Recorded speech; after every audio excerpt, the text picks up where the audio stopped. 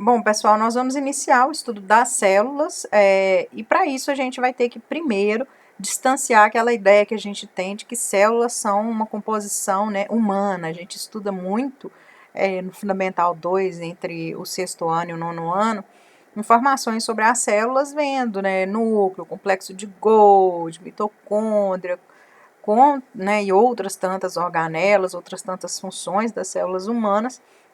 Esquece um pouco que as células também compõem vários outros tipos de organismos e existem estruturas celulares específicas que vão designar, inclusive, reinos inteiros da Terra, né? Então, o reino com todos os organismos contidos nele vão ter determinada característica em suas células que são determinantes para que a gente consiga identificá-los. Então, na aula de hoje, a gente vai iniciar aqui falando primeiro que a gente tem que compreender que às vezes a célula não é só um pedacinho microscópico lá de um organismo, né? Ela é um organismo inteiro. Por isso que a designação de seres vivos ela está aliada à presença de célula. Então, todo ser vivo ele é composto, a unidade básica dele, né? A menor unidade básicazinha dele lá, estrutural, é a célula. E às vezes a única coisa é exatamente uma célula. Por exemplo, uma bactéria é composta de uma única célula. Um protozoário, a gente pode pegar doenças aí causadas por protozoário, como a malária, doença de Chagas, leishmaniose, todos são causados por organismos que o organismo inteiro é uma célulazinha, portanto, unicelular. E existem também organismos que vão ser compostos de grande quantidade de células, organismos pluricelulares, né, ou multicelulares, como a gente, por exemplo, que tem trilhões de células aí. Então, se a gente observar, né, a árvore que contém aqui os 5 reinos representados de uma maneira bem didática, esse de cima aqui que cortou é reino animalia, tá? Então, é o reino dos animais. Esse do meio, reino fungi, que é o reino dos fungos, né? Então, nos animais tá gente, serpente, minhoca, caramujo, passarinho, tudo que a gente conhece por vertebrados e animais invertebrados, a grande maioria que a gente consegue lembrar vai se situar nesse reino. Os fungi são os fungos ali, a orelha de pau, aquele mofo que dá no pão, tudo está no reino dos fungos. A candidíase lá, a candida albicans é um fungo também, né, que causa sapinha e a candidíase, que é uma IST, né, uma infecção sexualmente transmissível. E aí, a gente tem o reino das plantas, vão estar, né, organismos desde muito simplesinhos até as imensas árvores lá bem complexas. E esses aqui são os 3 reinos que a gente fala que são mais derivados. A gente não pode nunca falar mais evoluídos, porque evoluídos não existe essa terminologia em biologia, porque esses organismos que estão representados aqui, todos existem hoje. São os 3 grupos mais derivados, porque foram os que surgiram, né, por último. Esse derivado é que estão mais adiante, mas não pensando assim, eles são mais importantes, melhores, nem nada disso. Eles surgiram depois aqui, a partir de ancestrais comuns. Os grupos mais simples estão cá embaixo. Olha só a seta roxinha apontando procariontes. O que significa isso? São aqueles organismos que a célula não tem um núcleo diferenciado, eles não têm carioteca, não têm membranas envolvendo ali organelas também, né? Esse grupo aqui é representado pelo reino Monera, né? Esse grupo dos procariontes, porque não tem, fora, né, do reino Monera, organismos com essa característica de serem procariontes. Então, os organismos mais simples que surgiram no planeta Terra são os procariontes. E aí, a partir dele, derivaram, né, os outros organismos que pertencem, né, ao grupo classificado em termos de estrutura celular como eucariontes. No reino protista aqui, ó, que está depois das bactérias, a gente tem vários organismos que são unicelulares, ou seja, são formados, né, o corpinho deles ali por uma única célula. As bactérias também são assim, elas podem até viver de forma grupal, mas uma bactéria é uma única célula.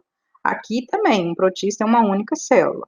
Isso acontece também em alguns casos no reino fungi, mas não é regra, né? O restante aqui, né, os outros 3 reinos, a regra geral é que sejam pluricelulares ou multicelulares, compostos de várias células formando o corpo ali. Aí a gente voltar aí no passado, na história da Terra, isso aqui é fóssil de mais de 3 bilhões e meio de anos, né? Então, na verdade, é uma marca, como se fosse uma digital em rochas, diferentes tipos de rochas, datadas, bonitinhas, com 3,5 bilhões de anos, que demonstra a presença lá de arqueobactérias, são bactérias, está vendo, bem parecido, eu coloquei uma foto aleatória, não sei né, que bactéria é essa representada aqui, mas era só para a gente ver como que tem bonitinha, né, a colôniazinha aqui, igualzinha, está lá representado nas rochas. Então, existem muitos desses fósseis aí, com mais de 3 bilhões de anos, mostrando para a gente quão antigos são esses primeiros organismos, né? E eles eram simples e continuaram simples e têm sucesso até hoje. Tanto é que a gente pode pegar uma bactéria aí mais agressiva e ela destruir nosso organismo, nos levar à morte muito facilmente. Então, nem por, né, pelo fato de ter estrutura arcaica, mas uma origem que remota a tempos bem mais antigos do planeta Terra, a gente é muito mais importante do que elas, assim, se pensar desse ponto de vista de sobrevivência, porque elas conseguem, não todas, tá, gente? A maioria não é patogênica, não vai estar causando mal nenhum, tá no corpo da gente espalhado, um monte de lugar diferente do nosso organismo. Nós somos meio de transporte de bactérias boas, benéficas, ou bactérias que não fazem mal algum para a gente, estão ali convivendo durante a nossa vida toda. Mas as que são patogênicas, elas, uma bactériazinha simplesinha dessa, que nem núcleo tem, consegue destruir, né, o organismo da gente a ponto de levar a gente a óbito. Então, mas o que diferencia, né? O que fez na evolução surgirem, né, organismos que se isolaram ali, né, que criaram um ambiente interno né, que passo evolutivo foi esse, para surgir esse tipo de vida, né, a vida dessa maneira. A principal acontecimento aqui da evolução, que eu acho que a gente tem que levar em conta, é o surgimento da membrana plasmática que envolve a célula, que isola ela do meio ao redor. Então, a partir do momento que surgiu a membrana plasmática, as células puderam, né, se desenvolver ao longo da evolução, tendo organismos aqui separados do meio que habitavam. Então, essa membrana plasmática isolou proteínas e coisas que foram se tornando cada vez mais complexas a ponto de derivar, né, e chegar ao material genético que a gente conhece hoje. E isso só foi possível porque se isolou e né, em algum momento isso aqui aconteceu. E aí existe também as teorias que estão relacionadas com por que cargas d'água os organismos começaram a ter um núcleo, começaram a ter, como chama? As membranas, não, desculpa, as organelas plasmáticas. Aí a ideia é que provavelmente existia, né, a célula, e existem fósseis que dão uma boa base para essa teoria. Então, existia uma célula procariótica, que é isso, né? Tipo, uma célula bacteriana lá no meio, que tinha só, né, a membrana plasmática envolvendo, o DNA dela é circular e bagunçado lá dentro do núcleo. Em algum momento, essa bactéria começa como que eu posso dizer, a englobar, a pegar do meio outras bactérias, outros organismos, que colaboram com ela aqui para a sobrevivência dela. Isso é muito comum, isso existe até hoje, né? Então, organismos capturam outros organismos do meio, e como se esse organismo virasse um escravo ali. Às vezes é ruim para o organismo, né, a forma de parasitismo, mas às vezes é uma situação simbiótica, que é o caso aqui, que quando você tem uma simbiose, é bom para os dois e gera uma relação que um não sobrevive mais sem o outro. É o caso, por exemplo, da formiga cortadeira com o fungo. Não tem nada a ver com bactéria, mas tem a ver com simbiose. A formiga cortadeira, ela corta as folhinhas lá do jardim, do nosso pomar, né, dos lugares mais absurdos possíveis, e carrega aquela folhinha para dentro do formigueiro. No formigueiro, essa folha é colocada numa espécie de jardim de fungos. Ela cria o fungo, alimenta o fungo com essas folhas que ela corta. E se alimenta ali a partir das hifas, dos brotinhos que vão dando naquele fungo. E aí, se você vai pôr o formicida, a formicida é um fungicida, na verdade. Ele mata o fungo. Aí ela carrega, coitada, sem saber, né, o que ela tá fazendo, e leva um veneno que mata o fungo todo. Aí o formigueiro morre de fome. Né? Isso é uma situação simbiótica. O fungo, a formiga não se alimenta. Né? E sem a formiga, o fungo também não se alimenta. E em algum momento lá da história, e aí eu não estou falando de ontem, anteontem, né? A gente está falando de uma escala de bilhões de anos, os organismos que foram englobados aí por seres procariontes se tornaram dependentes deles e eles também se tornaram dependentes desses organismozinhos aqui. E essa é a provável origem das mitocôndrias, que são as estruturas responsáveis pela produção de energia no nosso organismo, a chamada respiração celular. Isso aqui é super importante, a gente entender por que as mitocôndrias, elas têm DNA circular, elas são todas diferentes, elas parecem uma mini bactériazinha dentro da nossa célula, né, só que são várias e várias e várias dentro de cada célula nossa.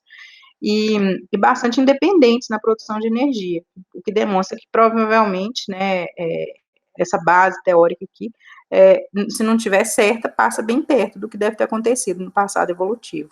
Outras organelas que também passaram por um processo similar são os cloroplastos, que são a estrutura de fotossíntese das células vegetais. Eles também são bem diferentezinhos das outras organelas, possuem DNA circular, são bastante independentes e parecem terem sido englobados num processo similar a esse aqui. E aí, inclusive, né, as próprias organelas internas das células, acredita-se que sejam invaginações da membrana plasmática. O que significa isso? A membrana foi aumentando aqui de tamanho para dentro, tá vendo? Invaginando, e aí e fechando aqui, isolando, né, de forma que surgiram organelas específicas aqui dentro que fazem funções específicas. Então, você tem retículos endoplasmáticos, você tem complexo de Golgi, você tem lisossomos, todas são estruturas que provavelmente surgiram dessa maneira aqui. Isso são teorias, essas teorias elas são constantemente debatidas, testes são feitos, é buscada evidência, né, de fóssil, evidência também de biologia molecular, para ver se essa teoria é válida ou não. A ciência é feita assim, né? Então, você não fala assim, é isso, e todo mundo aceita. Todo mundo debate, fica tentando provar o inverso para ver se aquilo ali é válido mesmo. Até o momento, é a teoria mais aceita para, né, o surgimento dessas células cada vez mais complexas. Por que eu estou falando dessas células? Isso envolve o conhecimento dos organismos vivos da Terra que a gente não pode ver. Então, aqui em cima a gente tem algumas bactérias, que eu coloquei para vocês, né? E embaixo a gente tem seres unicelulares que já não são mais procariontes, né? Eles possuem núcleo individualizado, mas são compostos de uma célula só. Aqui à esquerda embaixo é um paraméciozinho, que na verdade vai aparecer mais de um aqui, né, no GIF. Ele é um organismozinho de água doce super comum, a gente consegue cultivar ele em laboratório, observar ele em água doce em microscópio simples, ele é bem grandinho. Ele é todo ciliado, cheio de cíliozinhos no corpinho dele, acaba batendo. E o outro aqui ao lado é uma amebazinha aqui se deslocando, né? Parece mais uma plastazinha, né? Mas é um organismo unicelular também, inclusive existem, né? Organismos que causam doenças em seres humanos aí, que invadem o corpo e fazem bastante mal. Então, são exemplos aí, né? Do reino em cima, Monera, são organismos unicelulares e não possuem núcleo individualizado, nem organelas, ou seja, são procariontes. E embaixo aqui a gente tem organismos do reino protista, que são também unicelulares, mas esses já são eucariontes. E aí, como é que esses bichos comem, né? Só falando rapidinho, que geralmente é uma curiosidade que os alunos têm, não perguntam, e depois perguntam em algum momento, quando já passou, né, o momento da aula. Existem os tipos diferentes do organismo englobar o alimento do meio, né? Por exemplo, pode ser fagocitose, né? Que você fagocita o organismo inteiro, tá vendo? A membrana plasmática vai englobando, libera esse pseudópode, que são falsos pés, né? Vai abraçando, e engloba isso aqui, digere esse organismo. E essa pinocitose é bem parecida com a fagocitose, só que isso aqui geralmente é fragmento, né? Não é um organismo inteiro, são pequenas partículas que são utilizadas na alimentação. Então, a maioria vai se alimentar assim, alguns têm uma estrutura que vai remeter, parece para a gente mais com uma boca, né? Uma estrutura própria do corpinho lá, unicelular deles, que vão fazer a ingestão ali da substância, né? Para dentro da célula, mas não tem estômago, não tem nada, porque simplesmente é a célula. Quem digere é essa bolha, né, que é feita aqui a partir da membrana plasmática desses organismos, que vai digerir ali aquela substância que entrou no corpo e liberar os nutrientes aqui e o que sobrou que não é útil para fora do corpinho unicelular ali. Isso é a situação dos organismos unicelulares. Agora, dos multicelulares, né, a gente bem conhece, tem várias situações, a humana específica, a gente vai ingerir a comida, vai para o nosso sistema digestório, vai ser digerido e absorvido o que é interessante, o que não é, vai ser eliminado através das fezes, né, e o que sobrar de metabólico, que já foi queimado e absorvido no organismo lá, nas células mesmo, vai ser excretado na urina. Mas tem variações disso aí no mundo pluricelular, né, ou multicelular. E aí a célula, né, de organismos como os nossos, é extremamente complexa. Coloquei uma imagem aqui só para vocês terem ideia da quantidade de coisa que tem dentro das células. Isso vai variar muito também, assim, por exemplo, vai ter células que estão relacionadas com a produção mais próximas, né, da produção de energia, eles vão ter muitas mitocôndrias. Células que estão relacionadas com excreção, com produção de outras coisas, aí vai variando a quantidade de tipos, né, de organelas que eles têm, né, a proporção da célula aqui que vai ser ocupada por cada tipo de organela dessa. E aqui, por exemplo, tem um flagelo nessa célula, né, microvilosidade representada aqui nessa, mas às vezes nem toda célula tem flagelo aqui, né? Você tem células, por exemplo, que vão ter flagelo, células ciliadas, etc. Células ciliadas dentro do sistema respiratório, por exemplo, para garantir que o catarro, né, que é o muco que está lá no fundo do nosso sistema respiratório, lá nos brônquios, ele suba e seja eliminada ali aquela poeira, aquela sujeira no nariz. Então, nem todas as células vão ter estruturas externas aqui iguais, né? A maioria das células é bastante diferente, porque elas são especializadas em cada tecido. Aí eu vou falar brevemente uma coisa super importante aqui, que geralmente falta no conteúdo, o aluno forma sem saber disso, e, né, termina o ensino médio sem saber disso, e é muito, muito relevante, que são as células-tronco. A gente vê muito falando, né, em reportagem, células-tronco, transplante de células-tronco para tratar isso, células-tronco para tratar aquilo, tá super em alta, né, o uso delas e tudo, e o aluno às vezes não sabe o que é. O que ocorre? Quando a gente é um embrião, antes da gente ser um embrião, nós éramos o quê? Um espermatozoide e um óvulo. Esses dois se juntam, tem algumas outras células ali envolvidas em volta ali, mas basicamente são os dois que vão formar um indivíduo. São, né, metade material genético no espermatozoide, metade no óvulo, une ali aquela única célula, né, que agora vai ser formada a partir daquela união, com todo o material genético que o indivíduo deve conter, né, os 46 cromossomos, ela vai se dividir e formar as trilhões de células que o indivíduo vai ter lá na idade adulta dele. O que ocorre? Essas células iniciais ali que vão se dividindo, elas são totipotentes, né? Elas são células que elas podem se transformar em qualquer coisa. E à medida que o indivíduo vai crescendo, vão se diferenciando os tecidos. Existem os marcadores genéticos no DNA lá, genes específicos, que vão determinar o que vai formar o que, onde que vai formar, né, a cada coisa. De vez em quando tem um erro, aí a criança nasce, por exemplo, com espinha bífida, que é um problema que fica exposto uma parte da coluna vertebral, geralmente no final das costas, né? Lá embaixo, na região da sacral, que geralmente fica, mas às vezes fica toda a coluna vertebral exposta. Por que acontece isso? Porque houve um problema ali de formação dos tecidos que deveriam recobrir aquela região.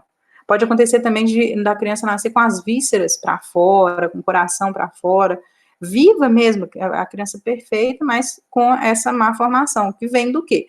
De alguma falha que aconteceu ali na determinação de onde ficava o quê. Literalmente é isso, né, falando a grosso modo. E quando a gente está se desenvolvendo lá como embrião ainda, essas células-tronco é que vão se dividindo ali, dividindo e determinando como que vai ser a célula e onde vai ficar cada célula do corpo da gente. Olha que extraordinário. E isso vem, né, essa informação vem do DNA da gente. Então, esse primeiro desenho aqui redondinho, que está escrito até em inglês blastocisto, é uma fase de desenvolvimento embrionário, em que as células-tronco aqui, elas vão se determinar aqui que tipo celular que ela vai ser, como é que ela vai ser, o formato que ela vai ter, como que ela vai segregar e como que ela vai formar o tecido.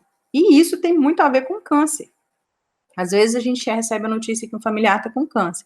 A gente fica arrasado, mas geralmente vem sempre um e pergunta assim, mas maligno ou é benigno? O câncer benigno, geralmente, por exemplo, uma célula epitelial aqui, vamos supor lá que apareceu um câncer no tecido lá do intestino grosso. Aí fala que ele é benigno. O que significa isso? Está crescendo um tumorzinho ali, por alguma razão, de células do próprio tecido. Então, você extirpa, retira aquele tumorzinho e pronto. Ou então, se ele não incomodar, né, às vezes fica até o caso dele não ser tratado, ser só monitorado.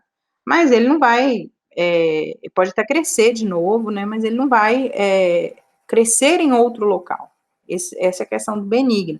Por quê? Porque ele especificamente, ele tem marcadores aqui que determinam que ele é do tecido epitelial lá, que reveste o intestino grosso. Na célula maligna de um câncer, ela perde na membrana plasmática dela as informações que comunicariam, né, para as células em volta que ela é de determinado tecido. Então, ela não é de ninguém. E ela também não é uma célula totipotente, uma célula tronco, né? Ela é uma célula maligna. Onde ela parar, ela vai se dividir loucamente e, né, sofrendo o processo de mitose e invadindo aquele tecido e se alimentando, né, de tudo que tem naquele tecido, e ela vai ser combatida pelo sistema imunológico como um invasor. Só que às vezes ela não ela é tão, como é que eu posso dizer? Ela é tão agressiva que ela consegue sobrepor o sistema imunológico, ou ela tem marcadores que confundem o sistema imunológico e ela não é devidamente combatida como deveria. E aí o que acontece? Que ela cresce ali e vira um tumor, e às vezes nem tão grande, mas se soltar uma célula dela e cair na corrente sanguínea, vamos supor que eu estou com câncer de pele lá e tal, essa uma célula que foi parar, por acaso, na minha corrente sanguínea, vai parar lá no meu cérebro, e lá, essa uma célula vai se dividir, formar um tumor, e esse tumor vai me levar a óbito. Então, assim, a grande questão do câncer, né, células cancerígenas neoplásicas, né, que a célula maligna, é que ela, né, que ela é mal, né, mas é que ela perde a estrutura dela que define ela para um determinado tecido. Então, à medida que ela vai se espalhando no organismo, onde ela parar, ela vai se desenvolver como um tumor e vai demorar, muitas vezes, a ser combatida, porque ela não é reconhecida como daquele tecido, mas também leva-se um tempo para reconhecer que ela não pertence àquilo ali.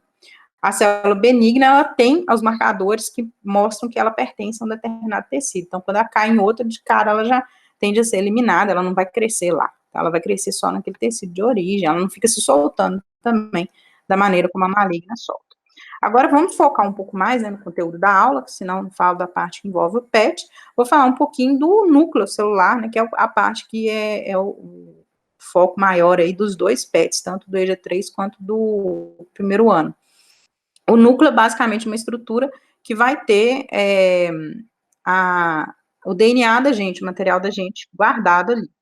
Os organismos, aqui embaixo tem um organismo procarionte, que é uma bactériazinha, né, que tá mostrando aí, não tem núcleo, material genético todo solto, né, já a gente tem um núcleo bonitinho, super bem estruturado, e nesse núcleo a gente tem o DNA, que fica lá todo desenovelado. Vamos imaginar, assim, uma pessoa que costura, aí você imagina que o cestinho de linha dela ali é o núcleo, né, fechadinho. A linha, agora imagina que a linha tá toda solta, tudo bagunçado lá dentro. É desse jeito que o nosso DNA fica, porque ele está em uso constante. Então, cada pedacinho do DNA aqui, ele né, não é pedacinho, né, porque às vezes tem um pedação mesmo, mas cada parte do DNA, ele tem uma informação. A gente chama isso de gene, né? Então, o gene que codifica tal proteína, o gene responsável por tal proteína e tal, que é a base do funcionamento do nosso organismo. Então, a gente tem proteínas que vão determinar da cor da nossa pele, do nosso cabelo, do nosso olho, até como o nosso metabolismo funciona, né? Como se a gente engorda fácil, emagrece fácil, o tamanho que você vai atingir, né, na vida adulta e tudo mais, tudo isso vem do seu DNA, e o seu DNA produzindo proteínas específicas, né, que vão fazer com que o seu organismo funcione. E aí ela tem que ficar lá, assim, o DNA, a molécula, né, tem que ficar lá desenovelada, para que ela, né, libere ali o máximo possível das informações genéticas que a gente precisa ao longo do dia. Acontece que, na hora da divisão celular, a gente vê o material genético como cromossomo. Então, às vezes, até dificulta para o aluno entender a diferença entre o material genético, que ele visualiza, né, com aqueles xizinhos lá, que são os cromossomos, e a imagem do que é a molécula de DNA clássica, né, que é esse trem aqui, né, em dupla hélice. Mas, na verdade, aqui dá para ter uma noção, né, a molécula de DNA, na verdade, ela fica noveladinha, ó, como se fosse uma linhazinha mesmo, uma linha dupla, né, que é o DNA, enrolada aqui ao longo dessas proteínas que são chamadas de histonas. E elas, novelada, é que formam os cromossomos. Então, imagina agora o balaio de linha lá da pessoa que mexe com costura, e aí dentro desse balaio, você precisa organizar cada linha, né, por cor. Você vai fazer o quê? Você vai enovelar. Se você não enrolar essa linha, você não vai conseguir separar ela. E esse enrolamento aqui da linha, né, que seria a linha do DNA, que forma os cromossomozinhos ali. Então, quando ela vai entrar em divisão lá, a célulazinha, esses cromossomos, eles vão se dividir. Então, na verdade, o cromossomo não é dois palitos assim, né, formando esse xizinho, ele é um palito só. Isso aqui já é o material genético dividido, pronto para divisão lá celular, que vai acontecer na mitose. E aí eles vão se dividir, se duplicar, e no meio deles aqui fica uma estrutura chamada centrômero. Ela trava essas duas metades aqui para não dar bagunça lá na hora da divisão celular. E aí a posição desse centrômero é que manda no formato do cromossomo, né? Porque tem os cromossomos diferentes, uns cromossomos mais bonitinhos, outros mais feinhos. Isso aí é o cariótipo humano, olha só. Isso aí é o DNA de uma célula humana. São 46 cromossomos, 23 pares, né, de cromossomos aqui mostrados, mas aí você tá vendo aí, né, que tem um centrômero segurando eles aqui próximos para que essas duas fitas não se separem aqui.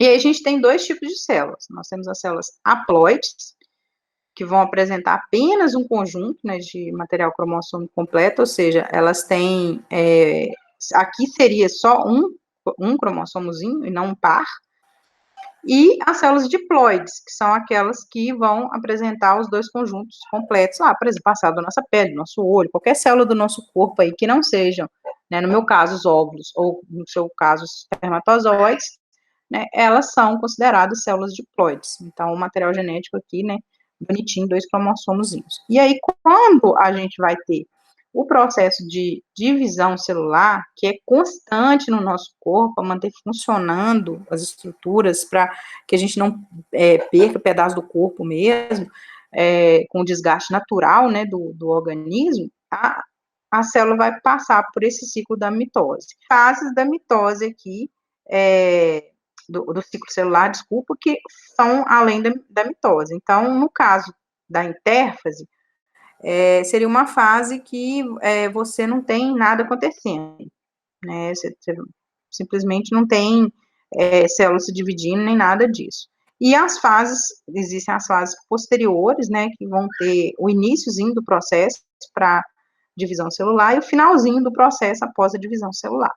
Eu não vou entrar em detalhes de cada um desses processos, porque isso aqui é leitura, observação das figuras, não tem jeito, mas a gente tem que falar a respeito das fases que acontecem e de separar também o que é mitose e o que é meiose. A mitose é esse processo que você vai dividir, né, uma célula em duas células filhas, né? Lógico que essa célula pode dividir de novo, mas sempre uma célula vai gerar duas. Nunca uma vai gerar 3, 4, 5, não. Uma célula gera duas. Isso é o fundamental da mitose, para memorizar. E isso é para crescimento, regeneração, né, o tecido ser refeito, né, ao longo do ciclo mesmo de vida do organismo. Agora, no caso da meiose, a gente está falando de outro processo completamente diferente, que tem também uma função completamente diferente. Então, no caso aqui, uma célula, né, mãe, que vai se dividir, vai gerar 4 células filhas. E quando isso ocorre, as células filhas vão ser haploides. O que significa isso? No caso das células humanas, elas vão ter 23 cromossomos. Elas vão ter metade do material genético da célula mãe. No nosso caso, tá? Tem espécie, por exemplo, que tem 10 cromossomos lá. Aí a célula filha, né, de um organismo desse, né, se gerar uma célula haploide, vai ter 5 células só. 5 moléculazinhas lá de DNA. E isso aí acontece para quê? Para formar gametas, né, para reprodução.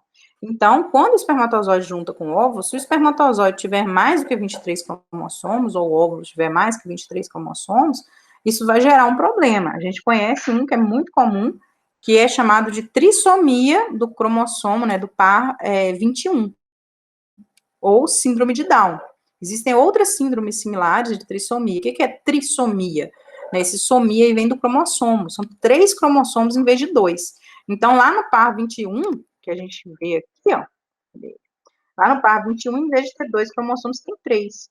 Né? Isso gera uma série de problemas de graus variados, né? Tem pessoas com síndrome de Down hoje que têm uma vida completamente independente, mas tem alguns que sequer conseguem sobreviver à primeira infância de tantos quantas sequelas, né, de tantos problemas ali físicos e de saúde em geral que a trissomia gera. Então, as células haploides reprodutivas, elas têm que ter metade do material genético, né, se é esse o tipo de reprodução que a gente tem. Então, quando o espermatozoide encontra com o óvulo, ele tem 23 cromossomos, o óvulo tem 23 para formar um indivíduo com 46 cromossomos. Ou seja, eu tenho metade do material genético meu vindo do meu pai e a outra metade vinda da minha mãe. O meu pai tem metade do material genético dele vinda da minha avó e a metade vinda do meu avô. Então, nós somos essa mistura de material genético. E tem mais. Além disso, nem todo o DNA que a gente tem é transcrito, é transformado em proteína no nosso organismo. A grande maioria dos genes que a gente tem, eles ficam como se estivessem dormindo, eles não são, não é que não são funcionais, né? Eles não vão funcionar em nós, mas muitas vezes a gente passa para os filhos da gente. A mistura lá que vai acontecer na hora que as células estão se dividindo na meiose pode fazer com que aquele pedacinho daquele gene que existe na gente, a gente nem sabe, ele passe adiante para o filho da gente, e no filho da gente ele seja expresso, ele seja ativo. E aí aparece uma característica que ninguém via desde o bisavô, né? Sei lá, desde o tataravô. Então é bastante interessante essa bagunça, né? Essa mistura louca que o DNA faz quando a gente está, né, tendo filhos, está se reproduzindo ali. Isso acontece com o ser humano e com tantas outras espécies. Então, tem esse desenho aí que eu gosto muito, que representa a mitose e a meiose de uma maneira engraçadinha, fofinha, mas que dá para a gente entender bem o que ocorre. Então, no caso da mitose, a gente vai ter uma célula original, né, que é essa roxinha que está à esquerda, ela vai se dividir em duas novas célulazinhas, essas duas novas célulazinhas são clones dela mesma, tem 46 cromossomos. No caso da meiose, você tem uma célulazinha que divide em duas, essa que dividiu em duas vai se dividir novamente em mais duas, ou seja, vai formar mais 4. Então, esse processo da meiose é bem diferente da mitose, né, e tem fases diferentes também. E o mais importante que diferencia a mitose da meiose é que vai acontecer na fase da meiose 1. A meiose é dividida em duas fases, olha só. Na fase inicial da meiose, ela divide em duas células, já com 23 cromossomos. Olha só que interessante aqui, a célulazinha cinza e a azul, elas já vão estar com 23 cromossomos cada uma, ou seja, já são células haploides. E aí elas vão sofrer uma nova divisão parecida com a mitose, sem perder mais material genético, né? Elas vão duplicar esses 23 cromossomos e dividir de novo, formando mais duas células com 23. Deixa eu ver se, né, fazendo uma coisa por vez. No caso aqui, a gente está representando esse GIF, né, está representando a mitose, né, as fases dela. Então, na fase inicial da mitose, tem que esperar começar de novo. A gente vai ter o fuso mitótico formando aqui, bonitinho, e os cromossomos pareados e duplicados. Depois eles vão se separar, olha só, metade para um lado, metade para o outro. E aí que vem a fase, né, que vai englobar uma célulazinha só. Né? Nesse iniciozinho aqui é fundamental que duplique os cromossomos, porque na hora que puxar para um lado, puxar para o outro, vai continuar com a mesma quantidade de cromossomos de um lado e a mesma quantidade do outro. E esse fuso mitótico, que é essa estrutura aqui, é que vai guinchar, né, arrastar esses cromossomos e separar ali eles através, né, daquele meiozinho, que é o centrômero. Feito isso, é isolada aqui, né, uma membrana plasmática, né, ela isola uma célula da outra, e aí você tem as duas células filhas aqui bonitinhas. E isso que é o processo de mitose, isso que é o processo, né, de regeneração, etc. Isso vai acontecer também quando a gente está em desenvolvimento lá embrionário, né, o embriãozinho, uma célulazinha que foi formada por espermatozoide e óvulo, ele vai se dividir várias e várias vezes por mitose. Na meiose 1, a gente tem, a partir, né, da intérfase, que é a fase que a célula não está se dividindo, a prófase 1, que os cromossomos ficam pareados ali bonitinhos, olha só, mas eles não se duplicaram para, como é que eu posso dizer? Eles se duplicam, eles têm centrômero e tudo, mas eles não se pareiam aqui como ocorre, cadê? Nossa, mas o desenho aqui tá tão ruim. No caso da mitose, eles pareiam um em cima do outro, tá vendo? Eles vão em filinha assim. Pra quê? Pra que na hora que o fuso mitótico puxar aqui, vai separar as cromátides irmãs. O que significa isso? As duas metades de um cromossomo só. Ele vai separar metade para um lado, metade para o outro. Essas duas metades são idênticas. Isso acontece na mitose. Então, quando separar aqui, né, vai ter 46 cromossomos enfileirados e vai ficar 46 pauzinhos de um lado, 46 pauzinhos do outro. No caso da meiose, nessa fase da meiose 1, o pareamento aqui, ele não é as cromátides irmãs, são os próprios cromossomos, tá vendo? Ficam do lado do outro, o próprio par de cromossomo. E aí, quando termina a meiose 1, fica metade só dos cromossomos, aqui está representado por uma célula com 4 cromossomos, né? No final, vai sair 2 células com 2 cromossomos cada um. Apesar deles terem duplicado, né, a cromátide irmã, ter o centrômero, a primeira coisa que acontece aqui, né, a partir, né, desse momento que a meiose 1 terminou, é que você ficou com uma célula com metade do material genético de um lado, uma célula com a outra metade do outro. Né? Não é metade, como é que eu posso dizer, uma metade planejada, não. Você divide, né, cromossomo vai para um lado, cromossomo vai para o outro. Aí começa a sinuca, né, da loucura aí, da genética, que é bem bacana. E aí, aqui, essa célulazinha veio para cá, essa outra célulazinha veio para cá. Aí a gente tem a parte da meiose 2. Na meiose 2 que vai acontecer a separação ali, né, na altura do centrômero, das cromátides irmãs, que são as duas metades, né, duplicadas ali do cromossomo.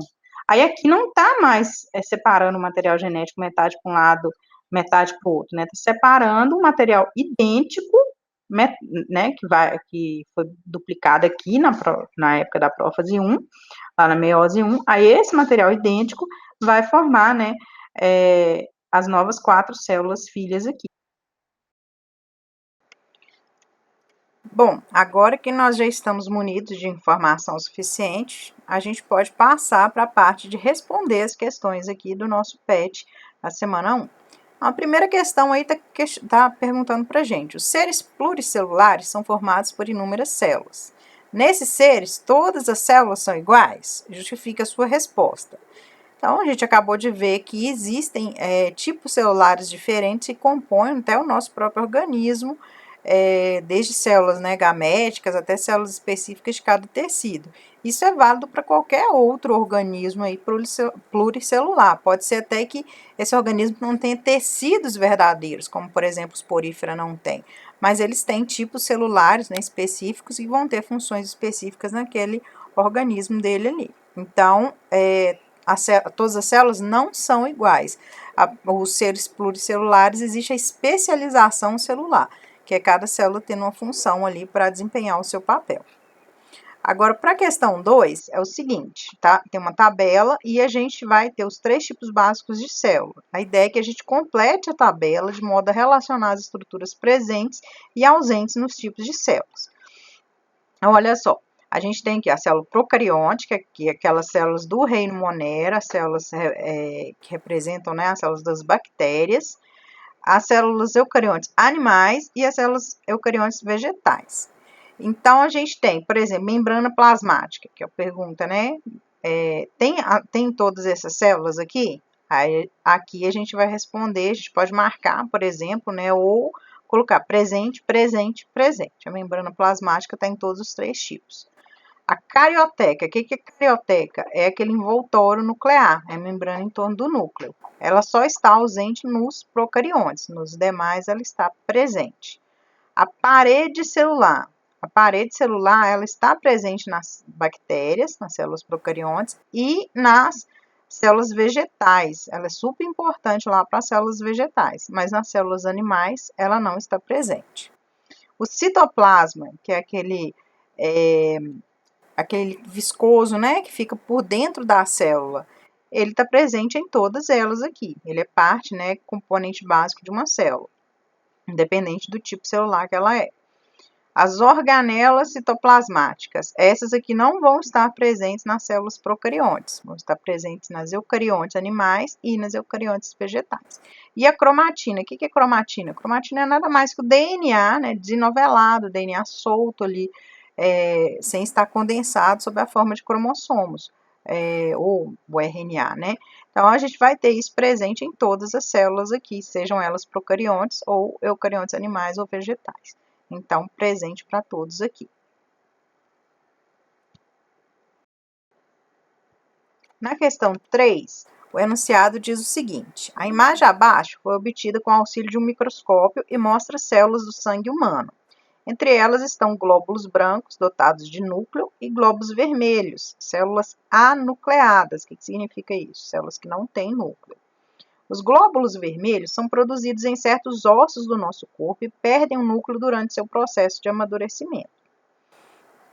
Bom, aí tem imagenzinha aqui, né? E aí tá perguntando: Entre as duas células indicadas, qual mostra um glóbulo branco? Então, a gente quer a célula que tem um núcleo, né? Quando a gente observa essas células aí, essa imagem no microscópio, as células que estão coradinhas, né, que tem uma parte mais escura no meio delas, são as células que têm o núcleo, porque o núcleo ele fica corado, mais escuro, ele adere mais ao corante que eles colocam aqui para gerar essa imagem no microscópio. Então, né, entre as duas imagens mostradas aqui, o glóbulo branco que tem núcleo seria o 1. E qual indica um glóbulo vermelho? No caso, seria a 2. Exatamente porque as células de glóbulos vermelhos, as hemácias, elas não têm núcleo, então elas não apresentam o núcleo nítido quando você olha ao microscópio, enquanto as células dos glóbulos brancos possuem núcleo e ele fica nítido aqui quando você observa essa imagem. Tá? Então, seria essa a resposta da letra A. Os glóbulos vermelhos, a letra B, desculpa. Os glóbulos vermelhos podem ser considerados células procarióticas? Justifique sua resposta. Olha só essa pergunta. O que é a célula procariótica? A célula procariótica é célula igual lá do reino Monera, das bactérias, que não possui, né, a membrana celular em volta do núcleo e, portanto, né, são consideradas procarióticas. As demais células, os demais organismos vivos têm a membrana celular lá em volta do núcleo, têm a carioteca e são consideradas eucarióticas. Agora está perguntando, já que o glóbulo vermelho não tem, né, o núcleo, ele perde o núcleo no desenvolvimento dele lá, antes dele entrar em função no sangue da gente, então ele é procariótico por isso? Não, porque ele possui núcleo, né, numa das fases lá do desenvolvimento dele, até ter a função dele no sangue, e ele perde simplesmente porque o glóbulo vermelho é massa, ele transporta oxigênio, a função primordial dele lá no nosso sangue. E aí o núcleo para ele seria uma situação dispensável. Então, para facilitar, né, para que ele fique mais adequado àquela função, ele perde o núcleo, mas não significa que ele é uma célula sem carioteca. Ele é uma célula que possui carioteca, possui membrana nuclear e possui núcleo. Só no finalzinho ali, né, do tempo de vida dele como célula, que o glóbulo vermelho perde esse núcleo. Então, ele não possui nem o material genéticozinho ali. Perde tudo para realizar só a função mesmo dele de transporte de oxigênio. E ele possui outras estruturas, organelas citoplasmáticas, que são comuns aos organismos eucariotos. Então, a ausência de núcleo dele aqui está relacionada à função que ele exerce no corpo. Então, a resposta começa por aí. Então, a função que ele exerce no nosso organismo leva ele a perder um núcleo, mas ele não é uma célula anucleada durante toda a vida celular dele. Ele perde o núcleo só para ficar mais adequado a esse transporte do oxigênio. Então, não é um procarionte de jeito nenhum, mesmo porque ele mantém, né, organelas citoplasmáticas também, não perde elas aí nesse processo. Por fim, a letra C, cite as partes da célula 1 visíveis ao microscópio óptico e pergunta onde se encontra o DNA dessa célula. Bom, se a gente olhar essa imagem, a célula 1 aqui, que seria o glóbulo branco, né, as partes visíveis que a gente poderia dizer, bom, a membrana plasmática está clara, né, a gente consegue ver a delimitação dessa célula, né, qual seria a dimensão dela aqui, o tamanho dela. Então, a gente pode colocar que a membrana plasmática é visível, e a gente pode colocar que a gente consegue ver o citoplasma, que é o que está em volta, né, dessa parte mais escurecida, que é o núcleo, que é essa parte mais escurecida no caso. E o DNA está exatamente no núcleo dessa célula. Então, essa seria a resposta aí da letra C. Agora, essa questão número 4, a gente tem um probleminha aí, que eu acho que foi um erro de gabarito, na hora de repassar a questão, mas eu vou resolver com vocês para que fique claro. É uma questão adaptada da PUC, diz o seguinte: a ilustração a seguir procura representar experimentos realizados em amebas, né, que são o quê? São protozoários, né, unicelulares, e demonstra a importância do núcleo no controle de atividades extracelulares.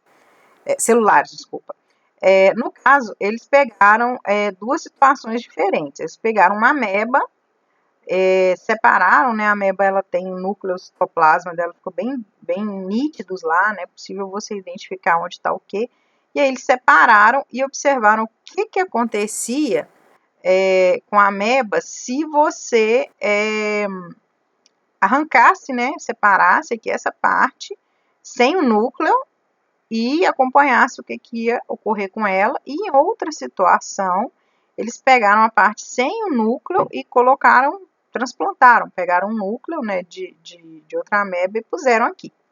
Então vamos lá, primeiro vamos olhar essa para ficar mais claro. Nessa aqui eles partiram, né, a célulazinha da ameba, nessa à esquerda, e uma parte, né, ficou com o núcleo, e essa parte ficou com o núcleo, ela se divide normalmente, ela gera novas amebinhas aí, como é demonstrado, mais à esquerda, né, que tá aí. Mais ao centro aí, tá mostrando a parte da ameba partida que ficou sem o núcleo. Olha só o que acontece, ela deteriora, ela não consegue sobreviver sem o núcleo. E à direita a gente tem o fragmento, né, anucleado aí, recebendo um transplante de núcleo. Eles pegam um núcleo, né, de outra amebinha ali, colocam dentro e observam o que acontece. A partir do momento que transplantam o núcleo, olha só o que ocorre aí à direita. A ameba se divide normalmente, igual a ameba que está à esquerda. Então, sem o núcleo, ela definha.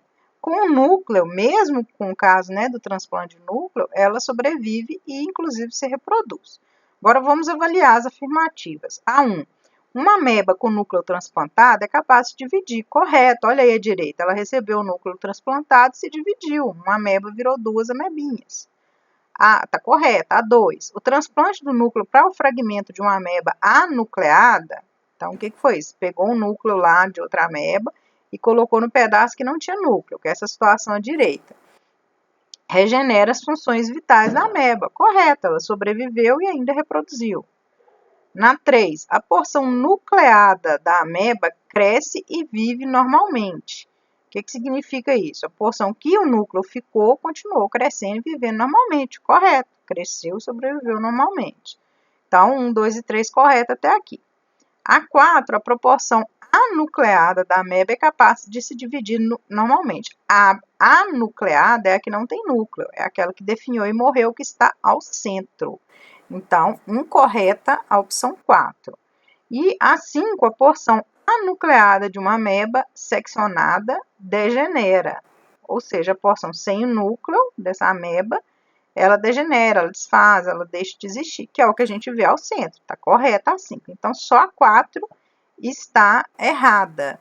E não existe uma opção aqui em que a gente tenha 1, 2, 3 e 5 como corretas, né? A gente só tem opções que tem a 4 no meio delas aqui, ou que tem um número que não está errado.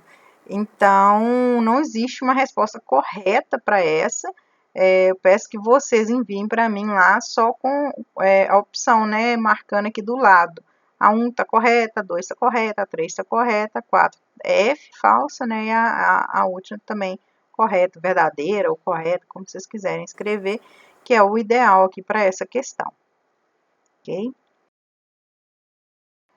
Agora nós vamos falar da semana 2 do PET, que é o conteúdo que a gente trabalhou até agora inclui ela.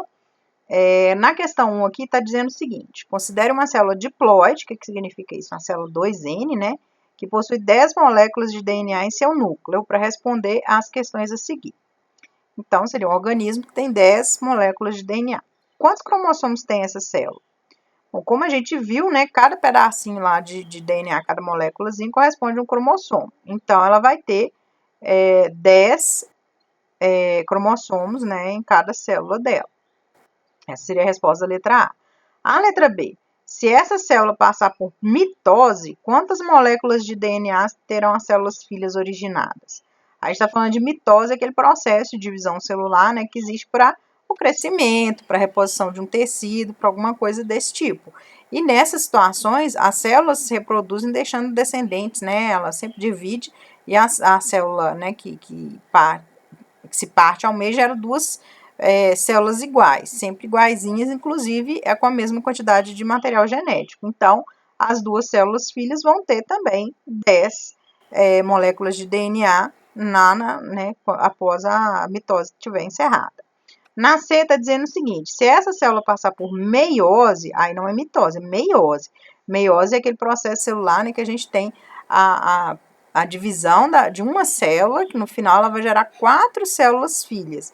E essas 4 células filhas vão ter metade do DNA da célula original, ou seja, elas vão ter só 5 moléculas de DNA cada uma. Porque é meiose. A meiose é um processo reducional. O que significa isso? Você reduz a quantidade de DNA contida na célula em relação ao que tinha originalmente. Então, na mitose você mantém, na meiose você reduz pela metade. Então, 5 moléculas de DNA, que seria aqui a letra C. E a letra D, no final da intérfase, quantos cromossomos a célula-mãe possui? A intérfase seria aquele período que a célula, de fato, não está se dividindo, né? Mas ela se prepara para esse processo. E no finalzinho da intérfase, os cromossomos, né, da célula-mãe, eles já estão duplicados. Então, já existe o dobro do número de cromossomos original. Então, se ela vai passar por um processo de mitose, ela vai ter aqui, ao invés de 10 moléculas de DNA, 20 moléculazinhas de DNA. É o que estaria acontecendo aqui nesse momento.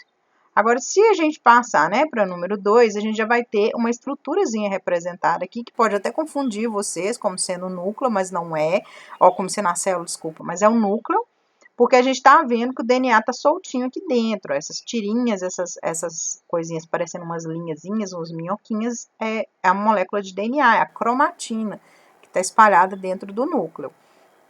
E lá bem ao centro do núcleo, a gente tem uma estrutura roxinha, né, que é o nucleolo. Agora, a gente tem que colocar qual estrutura está indicada em cada número e sua função. Vamos, então, identificar. Na 1, a gente está identificando o quê? O DNA ou cromatina, que é a resposta aí, né, da estrutura. 1. A função, bom, ele contém o material genético, né, da célula. Então, todas as funções da célula e todas as características hereditárias são carregadas, né, pelo DNA. Essa é a função. O 2 está indicando umas coisas amarelinhas aqui, que na verdade são os poros, são furinhos, né, que existem no núcleo aqui. Por esses poros é que as substâncias passam, né, que vai passar o RNA, que vai passar a proteína, então que entra, sai nutrientes e outras substâncias. Essa seria a resposta, né? A 2 são poros e a função deles é passagem mesmo aqui de material, de substâncias em geral. A 3 está indicando a própria superfície do núcleo, né? Então, é a carioteca. O que é a carioteca? É a membrana nuclear, que envolve o núcleo aqui. E qual que é a função? Permite que o material genético fique isolado do restante da célula, isolado e protegido também, né? A 4, que está sendo indicada aqui, é o nucleoplasma. O que significa isso? É como se fosse o citoplasma, só que do interior do núcleo. Então, o nucleoplasma é a estrutura 4. E a função dele ele é rico em proteínas e outras substâncias que são necessárias, né, ao funcionamento aqui do núcleo. E, por fim, a número 5, que está indicando o nucleolo. O nucleolo é um local de formação de ribossomos. Então, a resposta da estrutura 5 é nucleolo, com acento no E, né, nucleolo. E a função é a produção de ribossomos, que são aquelas estruturazinhas, né, aquelas organelazinhas que estão relacionadas à síntese proteica. Até aqui, nessa representação, nessa figura, esses pontinhos azuis em cima do núcleo são os ribossomos. Esses aí seriam as respostas, né, a resposta do número 2. Agora, na número 3, está falando o seguinte, a imagem abaixo mostra 2 cromossomos homólogos, né, um par de cromossomos homólogozinhos ali. E aí, o Yzinho, que é o que está à esquerda, que é o que está parecendo que está faltando um pedaço, e o X que está à direita. Isso aí seria o último par de cromossomos lá do DNA humano de um homem. Então, ele é o último par XY, isso que define o indivíduo ser do sexo masculino. E, se fosse uma mulher, seria XX aqui o último par. Na letra A, está perguntando o seguinte, defina cromossomos homólogos. Né? Esses cromossomos homólogos são aqueles que têm, né, tanto um cromossomo quanto o outro, eles têm genes para determinar as mesmas características. Então, por exemplo, a cor dos seus olhos, você vai ter lá, né, no par de cromossomos homólogos, 2 informações, né, 2 genes diferentes, alelos, que a gente chama, que vão determinar essa característica. E aí, se você tiver um determinado par de genes, seu olho é de uma cor, se for de uma outra maneira, seu olho é de outra cor.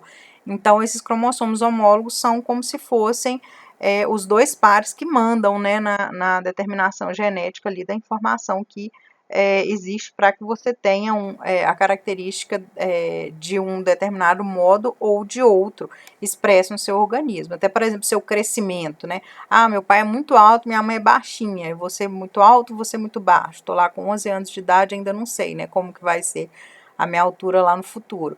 Essa determinação vai depender totalmente de como que são os genes, alelos, né, o par de genes ali que está no cromossomo homólogo e no outro cromossomo homólogo que determina aquela característica. Então, os dois é que vão, a associação desses dois, o modo como os genes são expressos nos dois é que vai determinar essa característica, tá? Então, são dois cromossomos que têm genes para determinar as mesmas características no indivíduo.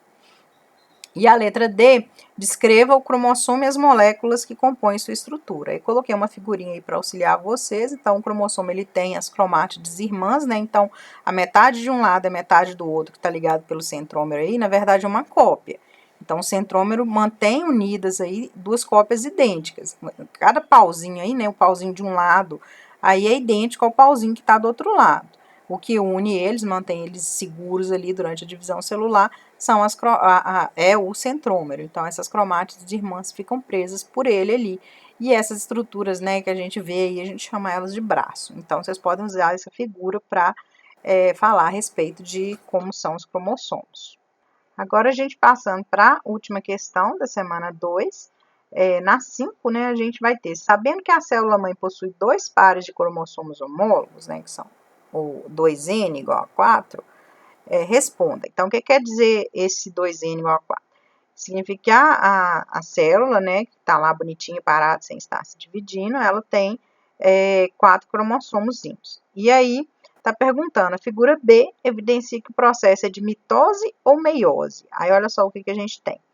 Nós temos a célula aqui posicionada durante um processo de divisão celular, né? A gente tem, agora vai acontecer o arraste, então vai parte dos cromossomos para um lado, parte dos cromossomos para o outro, e evidenciando que quando essas células, né, forem formadas, quando esses cromossomos forem arrastados aqui, olha só, vai o cromossomo 1 e 2 vai para cima, né, pensando que a célula está aqui, né, a gente tem uma parte de cima dela, uma parte de baixo, ela vai arrastar 1 e 2 para um lado e ela vai arrastar o outro par, né, 1 e 2 de cromossomo para o outro, ou seja, quando essa célula terminar aqui o arrasto desses cromossomos e fizer, né, a finalização da divisão, né, fechar aqui a membrana plasmática para gerar novas duas células, a partir dessa uma aqui, a gente vai ter só 2 cromossomos na célula que vai formar na parte de cima e 2 cromossomos na célula que vai formar na parte de baixo. E qual que é o número de cromossomos que tinha na célula mãe? 4 cromossomos. Ou seja, nas células finais a gente vai ter a metade dos cromossomos que existiam na célula inicial. O que significa isso para a gente? Que essa aqui é uma divisão reducional, ou seja, uma meiose. A gente está reduzindo pela metade o número de cromossomos na célula final. Então, sempre que vocês verem assim, os cromossomos pareados dessa maneira, de forma que quando eles forem arrastados aqui, na divisão celular, fique só metade para um lado, metade para o outro, é porque é uma meiose. E eu estou falando metade dos cromossomos mesmo, né? A gente está vendo os dois aqui. Agora, olha só, quando é a mitose, o processo acontece dessa maneira que vocês estão vendo. O que é arrastado são as cromátides irmãs. Então, é separado lá no centrômero, o cromossomo. E a cromátide irmã é o quê? Uma cromátide de um lado é a cópia da cromátide do outro. Então, na verdade, é uma forma de dividir o material genético exatamente ao meio. Então, você manter a quantidade de cromossomos originais. Nesse caso aqui da figura B, a gente está dividindo a quantidade de cromossomos mesmo. Então, o processo que está representado aqui é uma meiose. Bom, então é isso, pessoal. Eu encerro a aula, esse grande aulão, e eu espero que ajude vocês a responder lá as questões da semana 1 e 2. E até a próxima aula.